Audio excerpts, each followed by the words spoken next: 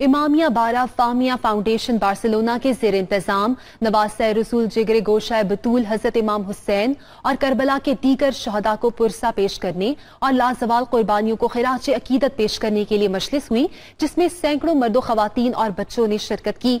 मजलिस का अहवाल जानते हैं कमर फारूक से।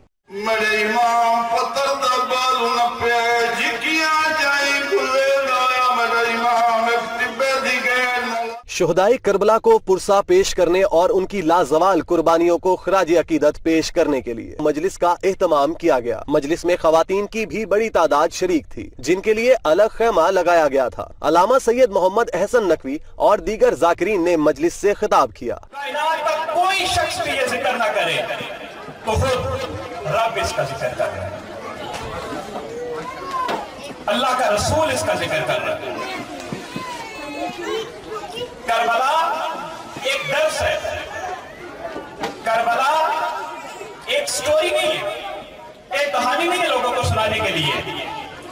ये आम अल्फाज में जो चीज कही जाती है कि रिवायत नहीं है कोई, कि रिवायत के तौर पे लोग इकट्ठे हुए हैं, ये रिवायत नहीं है, ये एक दर्स है। जाकिरीन का कहना था कि मैदान करबला में अजीम मसाइब के वक्त में भी इमाम हुसैन रजी अल्लाह ताला अन्हो ने दिन अल्लाह के कलाम की तिलावत में बसर किए और रातें रुकू और सजूद में गुजारी। इंतहा ये कि जब आपको शहीद किया गया उस वक्त भी आप अल्लाह पाक के हुजूर सजदा में थे। सैयद मोहम्मद अहसन नकवी और दीगर ने दुनिया न्यूज से गुफ्तगू करते हुए कहा कि दीन खुदाबंदी, शरीयत मोहम्मदी और इंसानी इक़दार के तहफ़्फ़ुज़ के लिए नाकाबिले बर्दाश्त मसाइब पर सब्र करने वाले हजरत हुसैन रजी अल्लाह ताला अन्हो को यूं फतह व कामरानी नसीब हुई कि आज हर कौम, हर जमाना, हर इंसान सैयदना हुसैन रजी अल्लाह ताला अन्हो की अजमत और बुजुर्गी पर रश्क करता है। इस्लाम के अंदर करबला का एक बुनियादी किरदार जो है वो दुनिया के सामने आश्कार है। हम ये देख रहे हैं कि कश्मीर के अंदर भी मुसलमान और बिलखुसूस अपने आप को मवद्दत अहले बैत से मुतमस्सिक करने वाले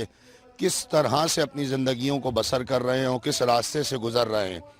हालांकि दुनिया जानती है कि करबला एक अमन की जगह है, करबला एक अमन का पैगाम है, करबला एक हुर्रियत का जज्बा है, करबला एक इबादत का मकाम है, करबला सब्र खोलती है, करबला ईसार बताती है, करबला इस्तकामत समझाते है, करबला तौहीद की बका है, करबला नबूवत की दिफा है, करबला इंसानियत को जोड़ने का नाम है, करबला हमदर्दी और मोहब्बत का पैगाम रखती है।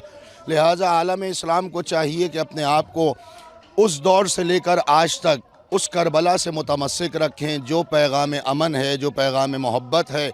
दुनिया में कोई मज़हब और कोई मसलक नहीं होता, सबसे बड़ा मज़हब, सबसे बड़ा मसलक इंसानियत का मज़हब होता है। अगर दिल में इंसानियत है, एहतराम है, मोहब्बत है, उनसियत है, तो हर शख्स को आज़ादी है कि वह अपने अपने अंदाज़ में अपने अपने अक़ीदे पर अमल पैरा हो।